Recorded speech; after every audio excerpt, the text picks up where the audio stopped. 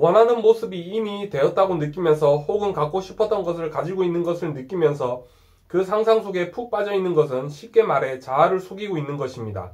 이 방을 보십시오. 이 방이 여러분은 속았다 말하고 있습니다. 이 법칙에 대해서 알고 있다면 이렇게 말할 것입니다. 너희 동생이 와서 교묘하게 나를 속였다 할지라도 너희 장자 상속권을 이미 동생에게 은총으로 베풀었다.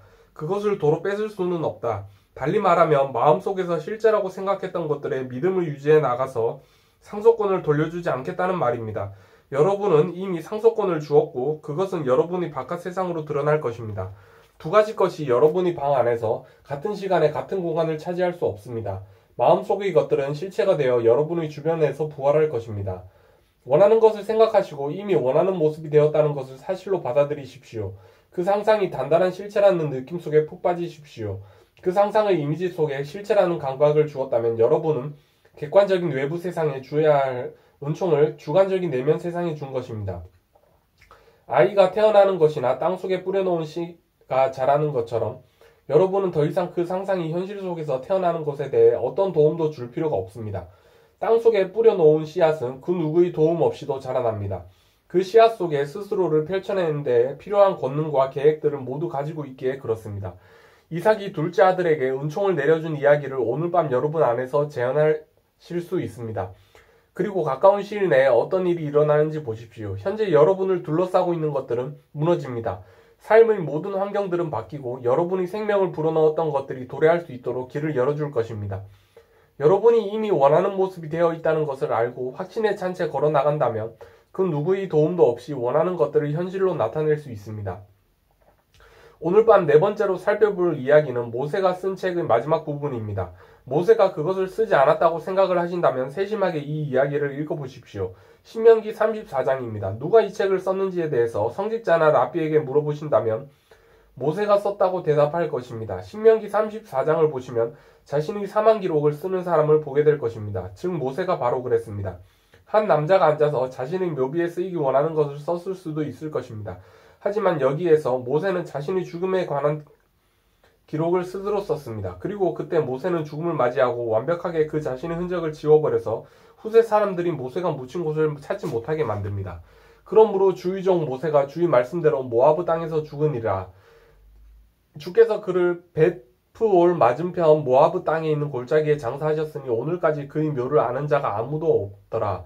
모세가 죽을 때 120세였으나 그의 눈이 흐리지 아니하였고 그의 기력도 쇠하지 아니하였더라. 신명기 34장 5절, 6절, 7절.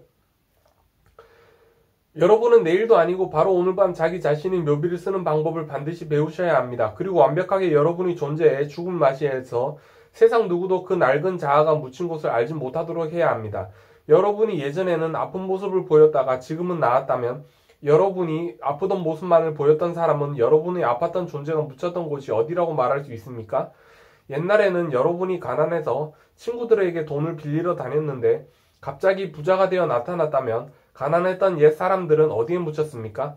여러분 마음의 눈 안에서 가난을 아주 완벽하게 지워버렸기 때문에 이 세상에서 그 가난한 자가 묻힌 곳을 가리킬 수도 말할 수도 없을 것입니다. 의식의 완벽한 변형이 일어나서 자신이 부유하다는 사실을 제외하고는 세상에 존재하는 모든 다른 증거들은 깨끗이 지워져 버렸습니다. 신명기 34장의 첫 번째 절에는 원하는 것을 실현시킬 수 있는 가장 아름다운 방법이 나와 있습니다. 그리고 모세가 모아브 평원으로부터 느보산까지 올라가고 여리고의 맞은편에 있는 피스가의 정상에까지 올랐더니 주께서 그에게 길레드의 온 땅을 단까지 보여주시더라. 여러분은 이 구절을 읽고서는 그래서? 라고 되물으실 겁니다. 그러나 성서색인을 들고 여기 나오는 단어들을 찾아보십시오. 첫 번째 단어인 모세는 끌어내는 것, 빼내는 것, 들어 빼내는 것, 꺼내는 것을 뜻합니다. 다른 말로 하자면 구하고자 하는 것을 끌어내는 힘을 인격화시킨 것이 모세입니다. 존재하는 모든 것들은 내부로부터 주어지는 것이지 외부로부터 주어지는 것이 아닙니다. 여러분이 이 세상에서 객관적인 실체로서 나타내고 싶은 것들이 있다면 여러분이 내부에서 끌어내야 합니다. 여러분은 모아브 평원으로부터 온 모세입니다. 모아브라는 단어는 멘과 압이라는 두 개의 히브리 단어가 합해진 것으로 어머니, 아버지를 뜻합니다. 여러분의 의식은 어머니, 아버지이고 이 의식은 세상 모든 것들이 원인입니다. 여러분의 인식인 I amness는 이 모아브, 즉 어머니, 아버지입니다. 여러분은 항상 이곳으로부터 어떤 것을 끄집어내고 있습니다. 다음 단어는 느보입니다. 성서의 색인 사전에서 느보는 예언으로 정의되어 있습니다. 예언은 주관적인 것입니다.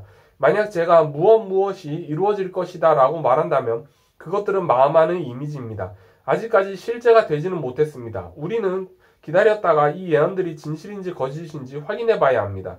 느보를 우리가 쓰는 말로 바꾸면 여러분의 소망, 여러분의 욕구입니다. 그 소망과 욕구들은 올라가기에 힘들어 보이고 겉으로 봐서는 그것을 이룬다는 것이 불가능해 보이기 때문에 느보는 산이라고 불립니다. 산은 여러분 머리 위에 우뚝 솟아있는 거대한 존재입니다. 여러분 현재의 모습과 비교해서 여러분이 원하는 것들을 인격화시킨 것이 느보입니다.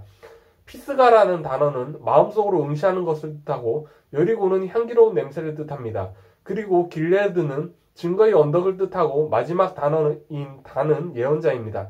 자, 이제 이것들 모두를 우리가 이해할 수 있게끔 바꿔보면서 고대인들이 우리에게 무슨 말을 하려고 했는지 보겠습니다.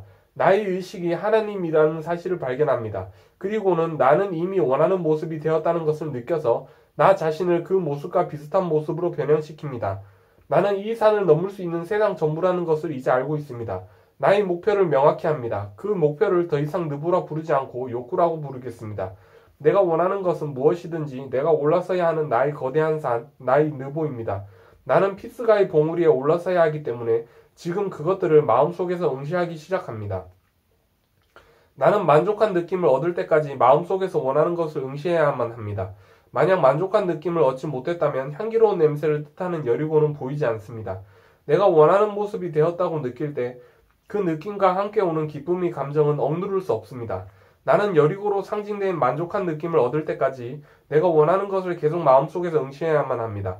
만족한 느낌을 얻은 후에는 나의 세상 안에서 그것들을 눈에 보이는 모습으로 드러나게 하기 위해 어떤 일도 하지 않습니다. 왜냐하면 남자, 여자, 아이들, 내 주변 세상 모든 것을 뜻하는 길레드의 언덕이 스스로 증거를 가지고 오기 때문입니다.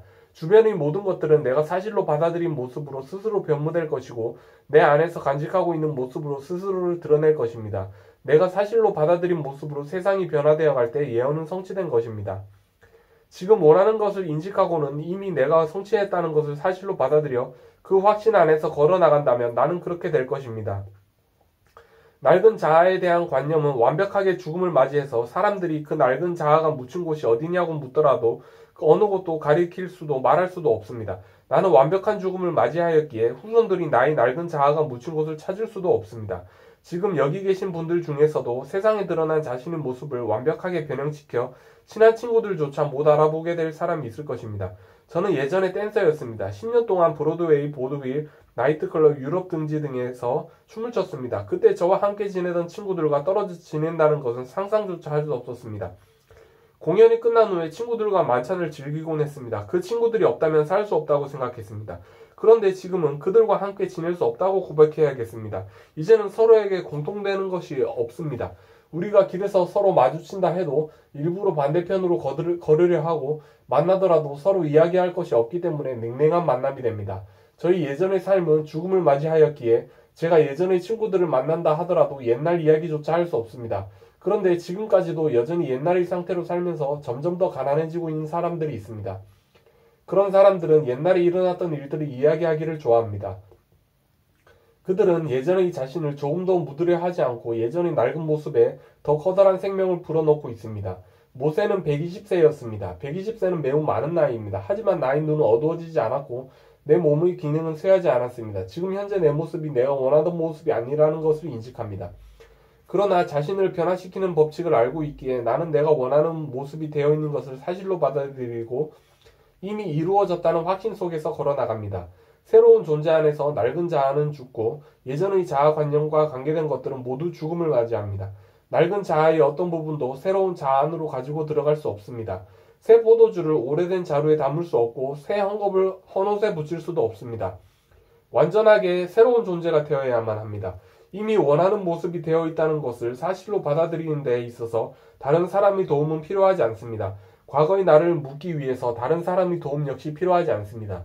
죽은 자가 죽은 자를 묻게 하십시오. 뒤를 돌아보는 일조차 없어야 합니다. 손에 장기를 잡고 뒤를 돌아보는 자에게 하늘나라의 왕국은 주어지지 않습니다. 이것이 어떻게 이루어질 것인가에 대해 자신에게 묻지 마십시오. 여러분이 이상이라는 것이 불가능하다고 말하더라도 그것은 문제되지 않습니다. 여러분 주변의 상황들이 불가능한 것처럼 보이더라도 그건 역시 문제가 되지 않습니다. 과거의 자신을 여러분이 묻을 필요는 없습니다. 죽은 자가 죽은 자를 묻게 하라. 새로운 자아의 모습에 믿음을 유지해 나가서 과거의 자아를 묻는다면 훗날 그 누구도 낡은 자아가 묻힌 곳을 찾을 수 없을 것입니다. 오늘날까지 이스라엘의 어떤 사람도 모세의 묘비를 찾지 못했습니다.